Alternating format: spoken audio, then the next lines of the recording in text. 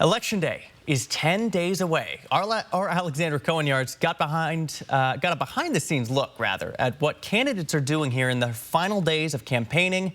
And she joined us here with the latest on how this election is shaping up and what candidates are doing to get your vote.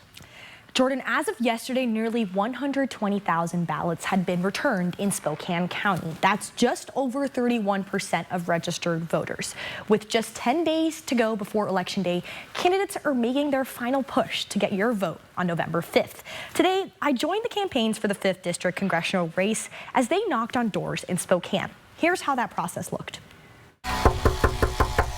It is an age-old strategy. Nice to meet you, Jeff. Thanks so much. With the hope of creating a connection with you, the voter. He's got my vote. That's great. Glad to hear that. Did you get your ballot in yet? Yes, I did. All right. This method, also known as canvassing, is not always the most efficient, since it often gets you this, nobody home.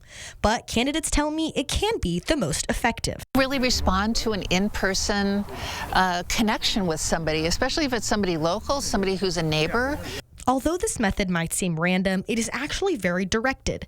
Some campaigns use a very particular strategy guided by an app, which uses public information to tell them who has not voted and their party affiliation. We want to make sure that we remind folks that to have their voice heard, they need to fill out that ballot and get it in the mailbox. In the final stretch of election season, canvassing is focused on getting you out to vote. This is when campaigns mobilize those who either support them or are still on the fence. I guess I'm at the place where I could say I could handle either one of you. Mm-hmm. Yeah. Yeah. Yeah. So I'm you know what? It's one of those races I'm undecided in, really. So why do campaigns do this tedious work? It's just critical, I think, to meet them where they are, learn who they are, get to know them as individuals. It's so humbling to have people willing to share with you, what's going good, what's going bad, what they hope the federal government will do for them. Now, door knocking is one of the many methods campaigns use. There's phone banking, campaign texts, robocalls. Those are also frequent flyers.